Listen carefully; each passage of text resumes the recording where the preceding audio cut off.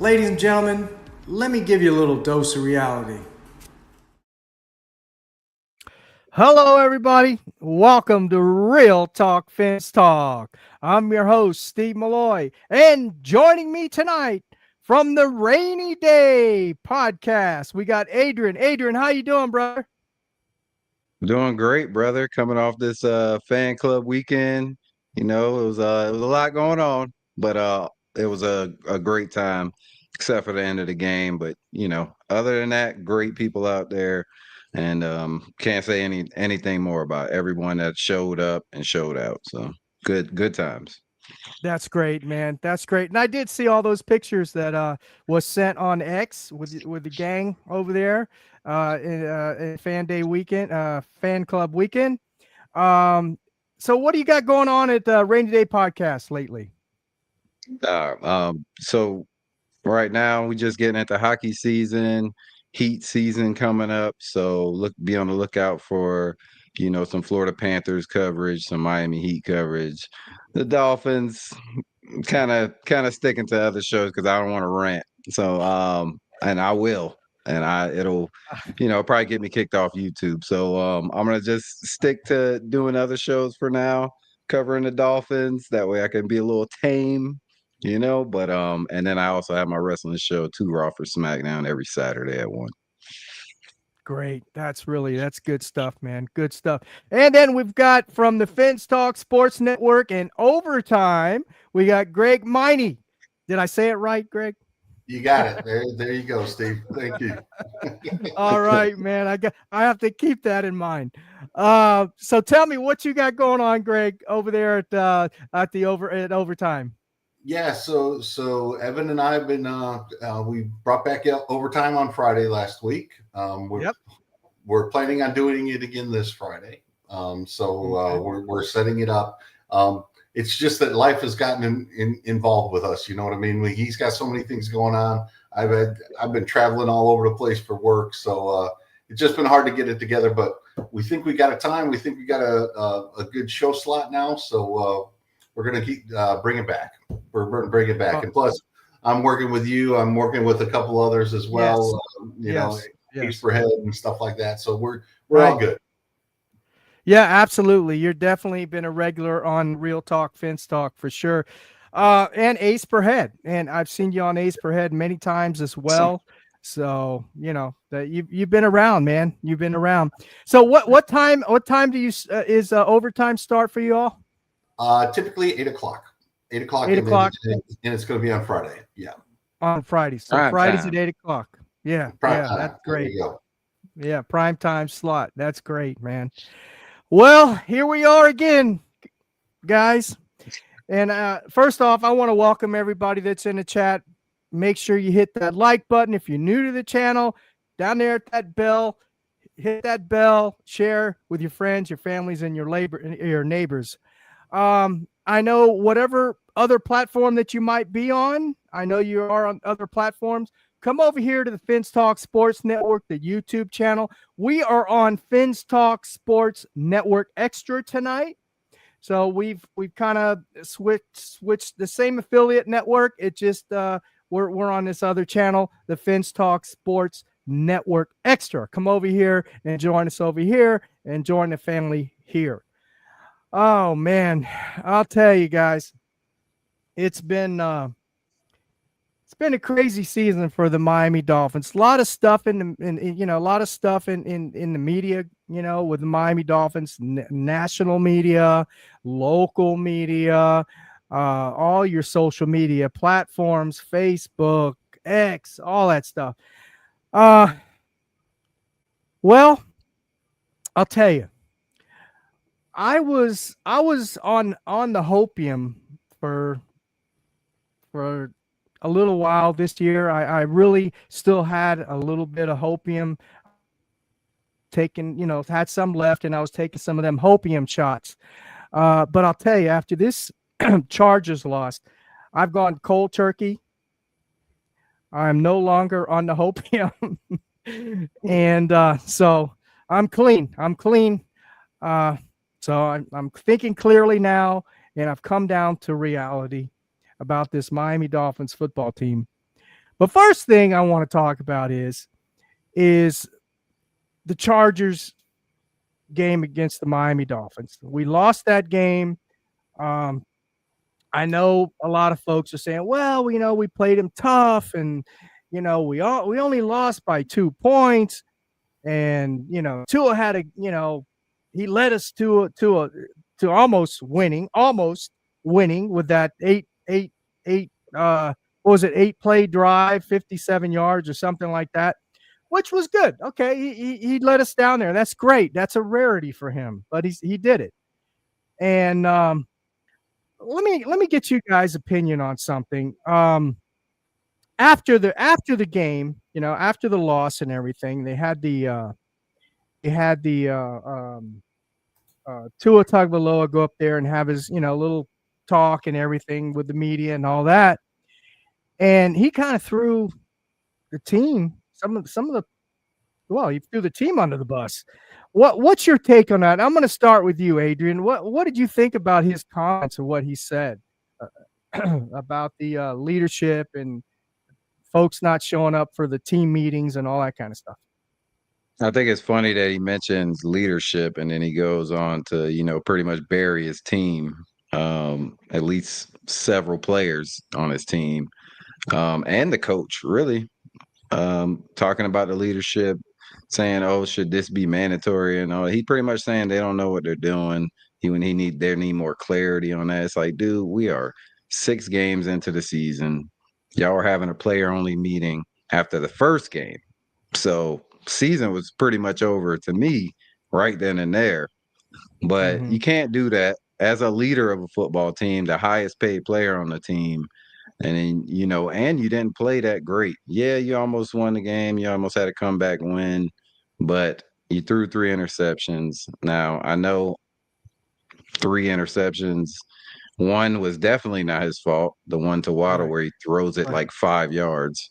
But the first one was definitely your fault. And then the one coming out of the half, that's a 10-point swing right there. So, because they only got 3 points on the first interception, and then they end up scoring a touchdown on the second one. So that's a 10-point swing. We only lost by 2. I mean, if we wanted to, we could put all the blame on him, but he didn't do that. He did say after those comments that he threw 3 interceptions and he needs to be better. But everybody's going to take that clip of what you said, burying your team. And back in the day, that wouldn't fly with a lot of NFL players. And I know Greg, we talked a little bit before the show. Somebody would have got into his chest about that. And you could see some players that rubbed the wrong way, and then some players didn't really care. You see the media availabilities coming out, and you're like, man, it's just this new NFL, man. It's not as tough as it used to be. So I guess he feels like he can do that because, I feel like not enough players respect him on the team to show up or even show up on time to the meetings. And then obviously he don't respect the coach or his teammates enough to even keep that to themselves and just, broadcast that to the media. So I thought it was a punk move. He already been on my bad side this season, and he just made it worse. I've been out on him, but now it's like, all right, let's burn this thing to the ground after the season, though. After the season. Yeah. Greg, what's your take on that comment that Tua made about his teammates? And it's just the irony of it in a way for me, right? The highest paid player, the quarterback, all right, veteran, okay, not rookie anymore. This is what, 6 year, almost, whatever. 6 year, going to 6 year. You are the leader, okay? Everything about this whole thing says you're the leader. Highest paid quarterback, most important position, veteran, okay? You're the leader. You cannot come on and complain about lack of leadership without pointing a finger at you, okay? And the irony of him not understanding that and other players having to tell him that after an hour or so on X after the comments. It's baffling to me. And then to do it in the media, to call out other players, not by name, not by anything else, but to call out your teammates in the media. Oh man, I'll tell you, he would have been lit up back in the day. All right. In basically, Channing Crowder almost said as much on Monday during his show. All right. Yeah. There is no way that should fly in the locker room. No way. All right. And I'm hoping somebody did it. I'll be honest with you. I'm hoping somebody basically confronted him and look, I played 30 some odd years ago in a Division III school, right? And at that time, I would have taken somebody and thrown them up against the locker and done something like this. And, again, I'm not saying I was that guy. Okay. You did not talk to the media. And this is Division III. All right. We had one newspaper, in a small rinky dink town that I played in. Right. Okay. One. And if somebody would have done that, there'd have been hell to pay. Hell to pay. This is the NFL. He went to Alabama. He won a national championship. He was this person at Alabama. It wouldn't have flown at Alabama either. The audacity of it, to me, is just stunning. All right, in a way. And if it was not addressed by the other players on this team, this is just a wasted season at this point. And the fact is that they were talking about all off season about how to improve leadership, about how they got rid of the bad apples and all of this other stuff. Jalen Ramsey wouldn't show up. They had Tyreek Hill this, Tyreek Hill that, and all this other stuff. Culture and all of this other stuff. And you, the leader at quarterback, are complaining about leadership 6 weeks in when you're 1-5. I'm sorry, kiss my ass. You know what I mean? Yeah. And I'm basically right there. We can talk about the games, we can talk about everything else, but that was just wrong. And I see he apologized today. I haven't read his apology or anything like that. Yeah. For him to take 3 days to figure out that it was wrong. Yeah, no. Do you know what he said today? I did not see it. I just saw He that. said, everybody was here today. Some people addressed it. He didn't take it as he was throwing his teammates under the bus. That's what his words. I didn't take it like that. So it was nice to have some people come up and give me a new perspective. Basically what he said. But he said, the team's still together. Listen to this part. This was my favorite part about today, because his press conference was only maybe 5 minutes, maybe. Right. Shortest one I've seen in a long time. Wow. And he says, there's nobody pointing fingers at each other. That's what he said. And it's like, weren't you the one doing that? All right. It seemed to me he did it right after losing a tough game. It just no. Anyway. Yeah, I don't know, guys. I mean, there's definitely something wrong with this kid, man. I don't know what happened to him. I know he's said some dumb things in the past, but you could kind of let it fly. You know what I mean? But just I guess this year, it probably started towards the end of last year. He's starting to get really, really cocky and all into himself, and like you said, Adrian, pointing fingers. He's the one pointing fingers. Mm-hmm. He's the one that needs to look in the mirror, because he is the one that's playing very, very bad this year. Very, very bad. I don't care about the stats. I don't care about all that. Okay? Stats don't mean jack. Okay? I got eyes. I watch the games. I use the eye test. If people are not using their eyes and not watching the games, I don't know what to tell you, but something wrong with this guy, man. He's got a screw loose lately. I don't know what it is. Maybe it's the concussion. I hate to say that, but it could be the concussions. I don't know. It just is it a coincidence that he's going off his rocker? You know, towards the end of last year and in the beginning of this year? I don't know. Anyway, I don't have much more to say. I didn't even hear the apology. I didn't even hear the press conference. I'm not even watching press conferences with these guys anymore. I'm really not.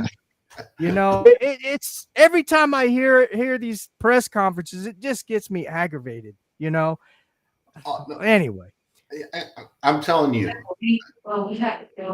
as a professional, okay, who does public speaking and things like that, right? Not only on this show, but as in my job, okay? Sure. I have a marketing department that helps me communicate, okay? Yeah. Mike McDaniel and Tua Tagovailoa is the spokespersons for this organization, this multi-billion-dollar organization. And it's painful to listen to them speak to the public. It's painful. All right. Mike McDaniel takes all the time, between words. And then you got Tua basically doing things to piss fans off. All right. I'm a fat guy who eats chips on his couch. Don't tell me that. All right. Don't tell me I can't play quarterback. I know I can't play quarterback, but I expect you to. All right. It's painful. It's painful. Every press conference is painful with them. Yeah. And does anybody think though? The organization should demand better. Yeah, I think it's a lot to do with, Mike McDaniel and how this team in general, like the organization itself, has been coddled to Brian Flores was a tough coach. All right. Mm-hmm. And he didn't do everything right, but Mike McDaniel came in, let me give you hugs, let me give you kisses, you're better than this. And he pretty much turns to a season around. So I don't really put it all on Mike McDaniel, but I'm saying because he turned to his career around. Tua was not that good before, Mike McDaniel got here, and Mike McDaniel has him, number one rated QB in the NFL and all that, stuff. But you're not winning. But that gives somebody a sense of, hey, I'm better than what, everybody says I am. And it's like, no, we know what you are. And you're only as good as your wins really in the NFL because you haven't won anything. Your stats can be what they are, but if you don't win anything, I mean, Dan Marino never won a Super Bowl, but like you say, Steve, the eye test, Dan Marino was a dog, and this not what Tua is. So for him to be coming out talking like that, I mean, he could say whatever he want. Really, multi-million-dollar man, leader of the team, so he could say whatever he want. But like, have some self-awareness, man. Seriously, if everybody in the fandom can see it, how come you can't? And this is millions of people watching you. Yeah, 100%. And you said it perfectly. Self-awareness. He has no self-awareness, whatever. And I agree with you. I think a lot of it has to do with everybody's blowed his head up the last 3 years, right? McDaniel, the coaching staff, everybody's been coddling him the whole bit, and I think that has a lot to do with it too. Show me the money, and all that kind of stuff. I mean, he wouldn't have said that with Flores. No, he wouldn't have said it with Flores at all, for sure, 100%. But anyway, so enough of Tua. We know what he is. He's Adrian. He's on my bad side too. I mean, he's always been on my bad side, not for the being the person that he is, but now it's for the person that he is. It used to be because of his play. Now it's just he's just totally being an a-hole now. And I don't respect that. And I'm a fan. But anyway, let's talk a little bit about the Chargers game. Or did you have anything else you wanted to add to that, Greg? No. We've beaten a dead horse now. I'm ready to move on. There we go. Ass was the chef. Yeah, that was it, man. Chef's kiss. There we go. That said it all right there. So we had the Chargers game. I said the Chargers were going to beat them. actually, I did think that they were going to score a lot more points against the Dolphins than they did. How did you guys see the game? I mean, do you see this game as what are some of the telltale signs? Is this team going anywhere? Can it be fixed? Did you see kind of more of the same what we've seen in the last 5 games, or what's your takes on that? Adrian, how did you see it? So I was there and I watched most of it. I mean, H-N is phenomenal. I mean, our best player by far. But never once in that game, especially even at halftime, when we had the lead, I was like, something don't feel right, man. Something don't feel right. And they were running the ball. And that's what teams been doing all season. And I've been saying this pretty much every game. I said it the Carolina game when we were up on Carolina. I said, man, if Carolina starts running the ball, this game is going to turn around. And guess what they did? They just start gashing us for runs. So, I mean, and that's pretty much what the Chargers did on top of the turnovers. We did get a few turnovers as well. But, I mean, never once was I like, yeah, we got this one in the bag. And, second half, I don't know what we do at second half. I mean, like, I don't know what we do at halftime that's like, we just forget how to play football pretty much. We come out there, especially the defense. The defense has been a letdown all season, but the second half has just been really bad. And I mean, so once they got to the fourth quarter and they were up, I pretty much called it a game. Even when Tua had that drive, I was like, something's going to happen and we're going to lose. And, by God, it did. So, I mean, pretty much the same thing that's been happening all season with us. Yeah. How was the stadium? Was there any booing going on? Oh, early. Yeah. Early. I think when because he threw a pick like right away. And a lot of boos. A lot of boos. But a lot of Dolphins showed up, so that was really nice. That's good. I mean, look at what weekend it was, though. You got to think about that too. It's fans coming from all over the world. Of course, it's going to be, very pro Dolphin, and it was. But Chargers fans were in there, and they were pretty loud as well. So. Interesting. Greg, how did you see it? Did you see more of the same?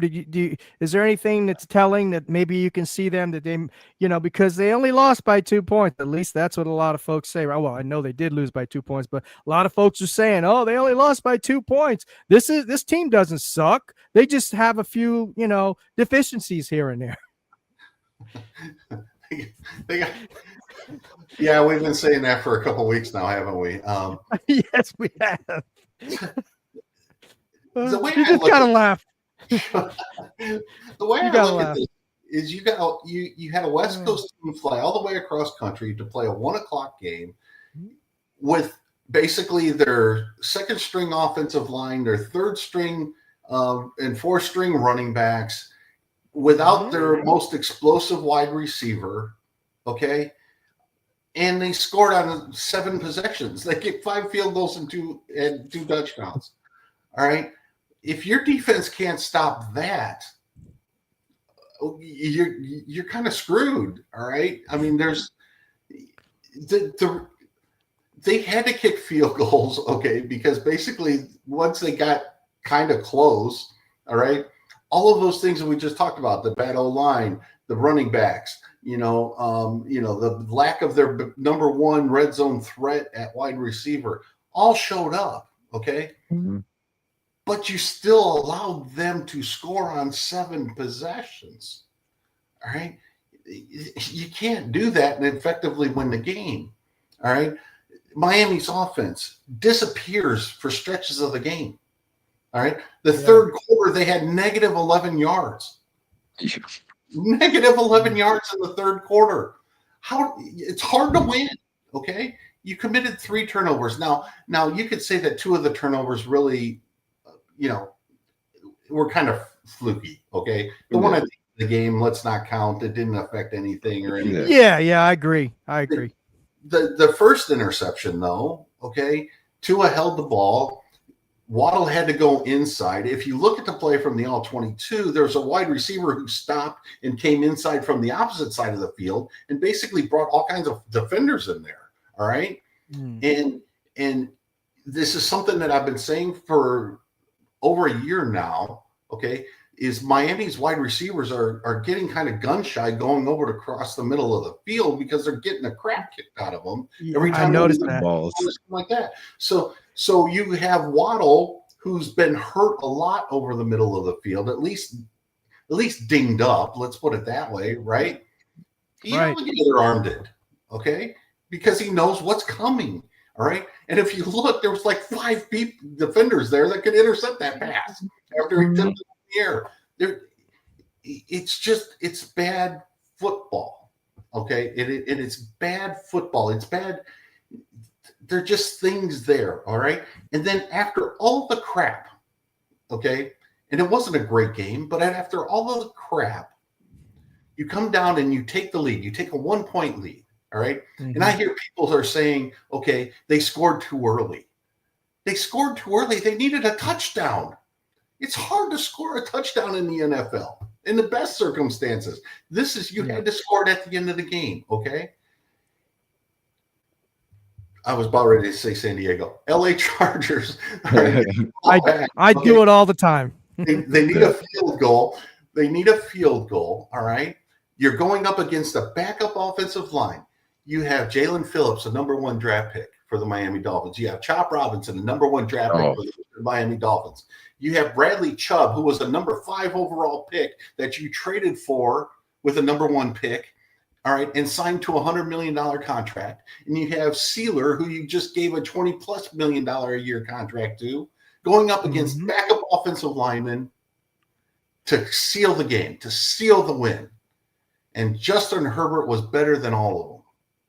Okay? Yeah. Lad McConkey, who's a nice player and makes people miss, made somebody miss and made a play. You know, and that's why quarterbacks and wide receivers are so important in this game for situations like that. But this game was set up to win as poorly as you played, in my opinion.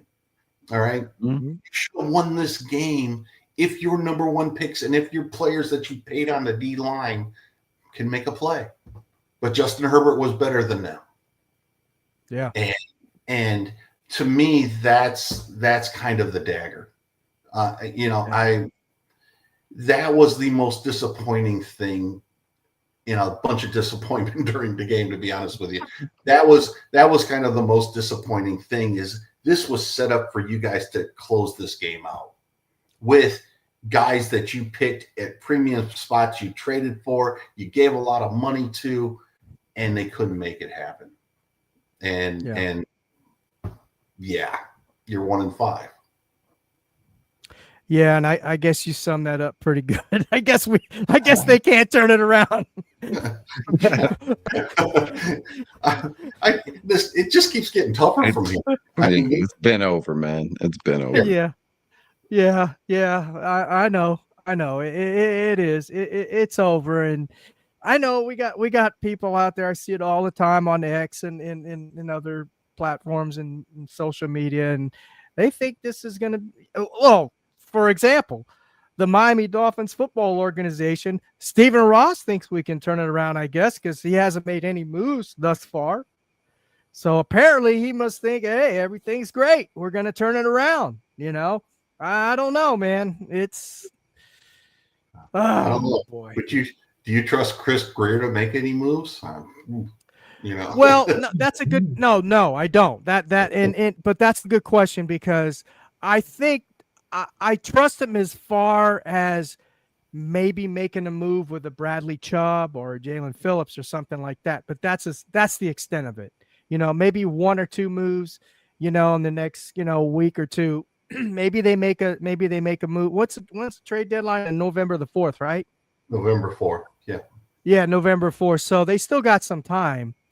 But maybe they make a move or 2 here and then. But no, I don't. I definitely don't trust him to make any kind of, you know, like big trades or anything like that. No, not at all. I don't trust him to make any moves for the future. Yeah, if he's for going the to make future. moves, I think he's going to make moves for the now, and I don't see any point in that right now.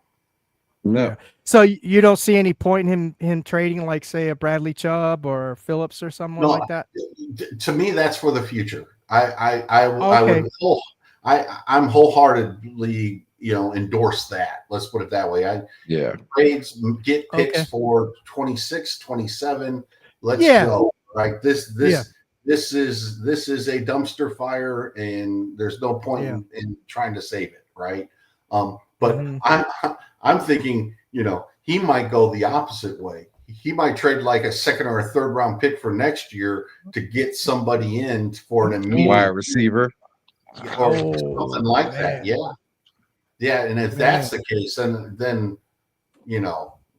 the banner that flies over the stadium that says "Fire Greer," it'd be it was there again. It was there again. Yeah. Oh man.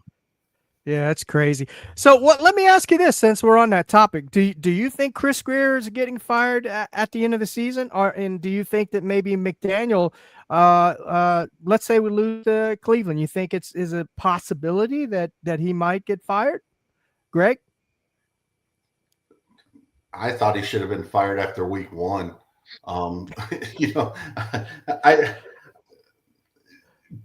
Yes, everybody should be fired. I'll say it this way: quarterback, head coach, GM, everybody. Right. Okay. Right. I am trading players for future draft picks right now. Okay. That's me. I just have the sneaky suspicion that they're going to roll it back for next year. I got a feeling nothing's really going to change. And if that's the case, there should be a rebellion in the season ticket holder base. I would think that all season ticket holders would just throw up their hands and say, "Nope, I'm not doing this anymore." But I would like to think, some smarter heads would prevail here, and that they would make some big moves. But I just don't see it coming. I to a fault, all right, and I'm a Ross supporter to a fault. I think he's loyal, and I think that gets in the way of him making the best football decisions. I'll say it that way. Yeah, I think you're right. And just my opinion, I don't think they run this organization like football operations. I think they run it more like a corporate body, more like a committee. They sit around the round table and they all make decisions, and somebody comes up with an idea. Oh, that's a good idea. Let's do that. And then when it comes down to it and it doesn't work, then there's nobody to point fingers at because they all agreed to it. That's what I think. But I could be wrong. I don't have a crystal ball, so I don't know. I'm not a fly on the wall in the meetings, but I would love to be. Adrian, what do you think, man? What do you think? What's your take? Do you think that Greer is going to get fired at the end of the season, or do you think maybe Mike McDaniel might get fired if, say, we lose to Cleveland? I think if Mike McDaniel was going to get fired, he would have got fired already. So I think they'll ride out, which I love. I love the idea of just riding it out. Let's see how bad it could really get, and then when it's all said and done, I mean, we see it coming. I don't see this team winning 4 more games. So, wow. I think just like let it ride out, man, and then when you get to the end of the season, just burn it all to the ground. That's it. Chris, you're gone. Mike, you're gone, and let's really start a rebuild. Let's get some real football people in here, some tough coaching, even a tough GM, man. Chris ain't really a tough guy if you really look at it, and he hasn't been. He's been the common denominator in this organization that hasn't won anything for he's been here 20 years. So 20, yeah. I mean, being the GM, this is 9th year, something like that. So come on, man, we haven't done anything. He doesn't keep anybody that's worthwhile. The people that he does keeps, they're either injured or they end up getting out of here for some reason because the culture isn't great, or they don't respect the coach. Whatever it is, man, it's always something with this team that's really not related to football, and we just got to get out of that. Clean sweep, start over, let's get ready for another long haul. That's it. Yeah, well, I think if I don't if Chris Greer was to not be the GM, right? Let's say Ross says, we've had enough of your crap. I think what they're going to do is they're going to do a lateral move. They're going to move him into some other body in the organization.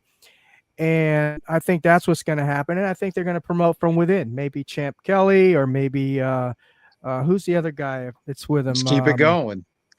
Yeah. And just keep this corporate body type, going, and I think that's what Ross likes. He's comfortable because that's how he functions, right? Did you have anything else to say, Greg? I'm going to say this. All right. Mm-hmm.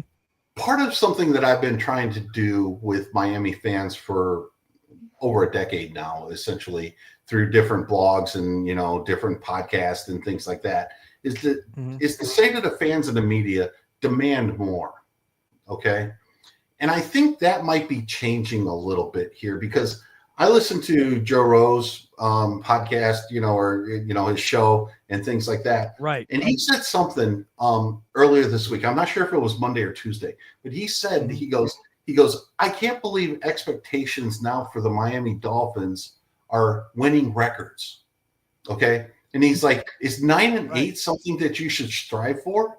He goes, my rookie year, I walked in and Shula came up in our first practice and said, our goal is to have home field advantage throughout the playoffs in the regular season. And then our goal is to go to the Super Bowl.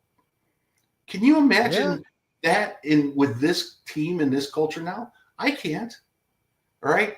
And until you demand better, and Mike McDaniel, this is his fourth year. Okay. He hasn't won anything. He hasn't won a division. He hasn't won a playoff game.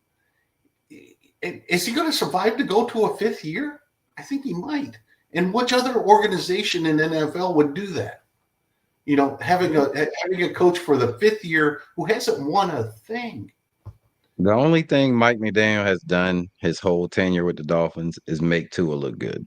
And that's not saying a lot. Yeah. When you really watch. Right. Yeah.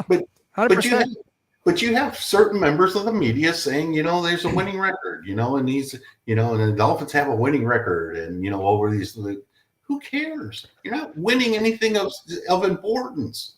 Isn't that sad? And for That's Joe sad. Rose, it's come down to this. It is sad, but for Joe Rose to finally say something like that, because I don't listen to him every day, but I listen to him on a regular occasion. For him to finally say that, maybe it's changing. Maybe people are, maybe everybody's getting a little bit sick of this. So maybe I think you can definitely feel a shift. Yeah, it might be subtle, Adrian, right? Or something like that. But it feels a little bit different here the last couple of weeks. I'll just say it that way. And maybe that's my hopium, taking over here. Hoping that it changes a little bit. Hey, that hopium is pretty good stuff too. I'm telling you, it's pretty good stuff. I'll tell you what. Be careful. I could Very not addictive. believe you were on that. Yeah, I couldn't believe you were on that after the summer. Oh, yeah. I went off the wagon, but anyway, I had a little relapse, but I'm back to reality. Like I said, I'm back to reality now. yeah, man. But anyway, so moving forward, I'm excited moving forward. And the reason why I'm excited for moving forward, it's just like you said, Adrian. I just want to see how this plays out until the end, and then just burn it up. Just burn it up at the end of the season. So that's what I'm looking forward to right now. That's my hope right now. But I will ask this though: do you guys think, like, does it make any sense to let him go now? To what? Maybe get that little hype of a new interim coach to win a couple games. It doesn't matter, man. You might as well just let him go and finish this season, and then that's it. Let us be done with them after that. I mean, a lot of people on this team, I feel like, though, not just the coach and the GM. Like, there's some people on this team, man. We got to start. we got to start rebuilding a lot of things to get this team to back to where we want it to as fans, where we deserve it as fans. Right. If it speeds up the process of changing the culture and changing the team, looking for the head coach, then yes, I would do it now. If it's not going to speed up the process, then I would agree and not do it until the end of the year. But I also think that you have to have a plan in place for the future. And if you are going to make any moves, it has to be thinking about the future. All right. And if Chris Greer or Mike McDaniel are going to veto something that because it hurts them this year because of next year, and it helps them next year, then I say, yeah, you got to get rid of them, because you're not going to the playoffs at 1-5. When you start 1-5, you're not going to be in contention to win the division or anything like that. You're essentially playing. But you have a winning record. But you might have a winning record. You might go either. Yeah, you got to go 8-3 the rest of the year, and yeah, I agree. But anyway, moving forward, we got a game coming up in Cleveland at 1 p.m. Eastern time on Sunday. How do you guys see that game going? Do you feel Miami has? Are they going to win? Let me ask. Are they going to win, Adrian? You had some stats, so go ahead and give us some stats about All right, Cleveland. I'll give you the stats about Cleveland. Okay.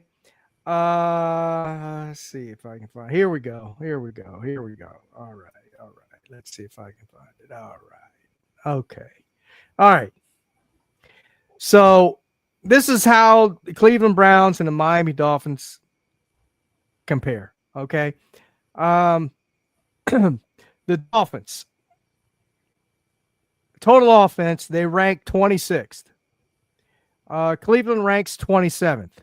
So they're even there. Passing offense, Dolphins, they rank 21. Cleveland ranks 26. Relatively even there. Running offense, Miami 27. Cleveland 28. Okay. Scoring offense. Miami 18. Cleveland dead last. We got the advantage in scoring points. The Cleveland Browns are averaging 13.7 points a game, and Miami's averaging 18. Sacks allowed, Cleveland's ranked 23rd, Miami 17th. Third down offense. Another good one for Miami. They rank 3. Cleveland ranks 28. Total defense. Now for the defense. Miami's ranked 30th. Oh boy. Cleveland 3. They are ranked 3 in total defense. Passing defense. Miami's ranked 20th. Cleveland 7th. They're ranked 7th. Rushing defense. Of course, we all know Miami's dead last. Cleveland, get this, number 3. They are ranked 3rd in rushing defense. Scoring defense. Miami 29. Cleveland 21st. They're allowing 24 points a game. Miami's allowing 29 points a game. Sacks. Miami's ranked 19th. I thought they were lower than that. But anyway, 19th. Cleveland, they're ranked 11. Third down defense. Cleveland, 27th. They're ranked. Miami, 30th. Takeaways. Miami, 17. They have improved in that area this year. Cleveland, 26th. Giveaways. Miami, 20th. Tied for 20th. Cleveland, tied for 20th. Pretty even. So it's an evenly matched game. I think Cleveland has the edge on defense. Clearly. They got the edge on defense. They got the edge because they're playing at home, and they are, I think, a 2-point favorite to win the game. So, how do you feel now, Adrian? I wish I would have stopped you right at the offense, comparing the offenses, because we already know Miami's defense is about to make Cleveland offense look like they're top 10, just like we do every other offense that we done faced. Even the Jets, people don't even realize how bad the Jets dominated us in that game on offense. They just really couldn't score any points. Mm-hmm. So, I mean, I think definitely Cleveland's winning, because after the whole media shitstorm that we had this week, this team is not coming together after being 1-5 if they didn't do it after a bad loss in the first week. So, we're up Schitt's Creek, as they would say, without a paddle, and it's just only going to get worse from here. I feel like. I think Cleveland's defense is going to dominate. Like, Tua's going to have at least two turnovers, just himself. But yeah, and I don't think our defense will do much. I think they're going to run the ball like everybody else has on us, and we'll make one of their rookie quarterbacks, whichever one it is, will make them look good. Yeah. Do you have a score prediction, or are you just? You think it's going to be high scoring, low scoring? I've been pretty. I thought the Chargers would score at least 30, but they almost got there. I don't see this one being a high scoring game though. I'll say like 21-17 Cleveland. Okay. All right. Greg, what's your take on this game coming up? How do you see the comparisons, and who has the advantage? Of course, we know the defense of Cleveland has the advantage. The two things for me are Miami struggles to stop the run. It doesn't matter who's running the ball. It doesn't matter what the condition of the offensive line. Miami struggles stopping the run. So that means every bad team that Miami plays has a chance to win. All right. Look at this. All right. You have a 1-5 Cleveland team being quarterbacked by a rookie, 2.5-point favorites against the Miami Dolphins. And you would argue that 2 years ago, Miami might have been a top 4 team in the AFC, and now they're probably bottom 4 team in the AFC, along with Cleveland and the Jets, and maybe, I don't even know who, Vegas, maybe. I don't know. All right. Saints. Well, I was thinking just the AFC, but yes, the Saints. Okay. Gotcha. I'm sorry. But yeah, I mean, so there's anything can happen here. Anything. All right. And on offense for Miami, how do you stop Garrett? How are all right? If I'm Cleveland's DC, all right, I'm putting Garrett over Savaiinaea, and I'm figuring out a way to not give Savaiinaea help. Aye. All right. And I love Myles Garrett. All right. He's going to have a tombstone of Tua in his front yard, because that every quarterback he sacks for Halloween, he puts a tombstone up, and it's going to, there might be 4 Tua tombstones up after this one, because he's going to get there a lot. All right. Miami's going to struggle to run the ball. They're going to become one-dimensional, and that's going to turn Garrett loose, and I think bad things are going to happen. I'm with Adrian. I think this is going to be a low-scoring game. This is going to be like a 16-13 game, something like that, and Miami could win it. But it's going to be 2 bad teams facing each other Sunday, and everything's just up in the air. But I don't have a lot of faith in Miami stopping a run. Yeah, and I think it's going to be a low scoring game, as you said, Greg, and I know Adrian, you kind of low scoring, 21-17. But the thing is, it's going to be two bad teams playing against each other, but one of them's going to have a top 5 defense.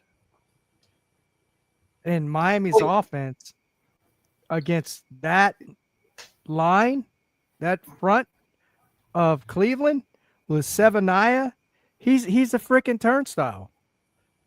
I mean, our right side ain't that much better either. And our right side ain't much better. Exactly, 100%. So yeah, it's going to be hell for Tua back there this week, I think. I really do. But I say it's going to be I think it's going to be like 17 to 13 as well, somewhere like that. It's going to be a close game. I'll be very surprised if they get 20 points, any of these teams. But I could be wrong. I think that rushing from Cleveland is going to get them to the end zone. The running game? Yeah, the running game. Their rushing attack, I think, will get them to the end zone. Just because everybody does it. Everybody does it. Look what Carolina did, man. And look what third string running back they were playing, the Chargers. Look what they did with 3 guys missing on their O-line. They had second and third stringers in there. We might be underestimating Cleveland's scoring ability. We might be. They might put 30 up. If there was ever a game in Miami where Weaver basically does whatever he needs to sell out to stop the running game, it's this one. Yeah. All right. I mean, rookie quarterbacks. It's rookie quarterbacks, and there's. I mean, Cleveland's skill position players don't scare you. Outside. I mean, Jerry Jeudy, he's okay. All right, David Njoku is good. Okay, but come on, you cannot let a rookie quarterback on a 1-5 team just hand the ball off and be successful. Sell out, stop the run. That's go. The 2025 Dolphins, brother. That's what we do. I know. I'm part of me is just sit back going, my God, Weaver, just, I don't like our DBs either. All right. Yeah. But if there's going to be a game in which you can say, okay, guess what? Man up. Make the rookie quarterback beat me. Don't. If Cleveland rushes for 150 yards against Miami, all right, Weaver should not be on the plane back to Miami after the game. Aren't we averaging about that? Oh yeah.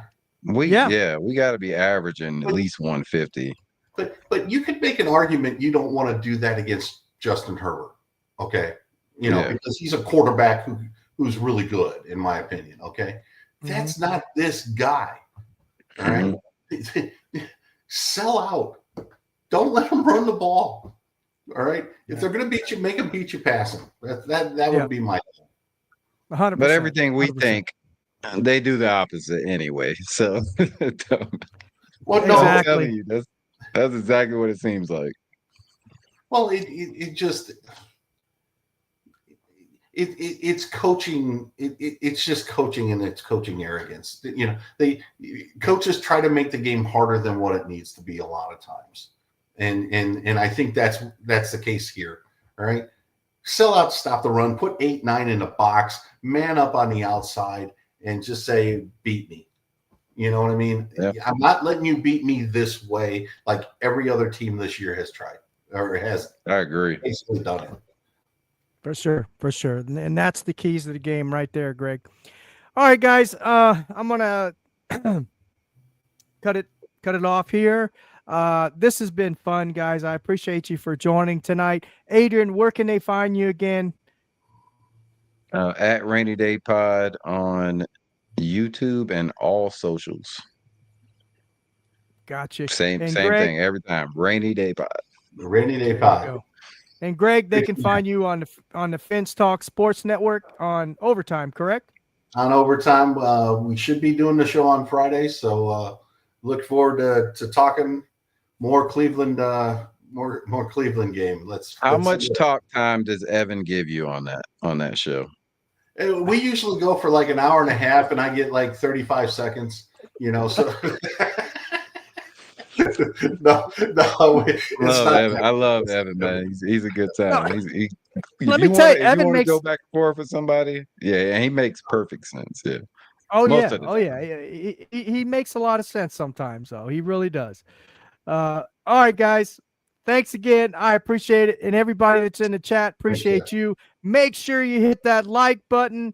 If you're new to the channel and you're watching, come over here to the YouTube channel, hit that bell down there, and then share with your friends, your families, and your neighbors. Until next time, remember, Dolphins #1, baby. I don't know why I'm saying that, but Dolphins #1.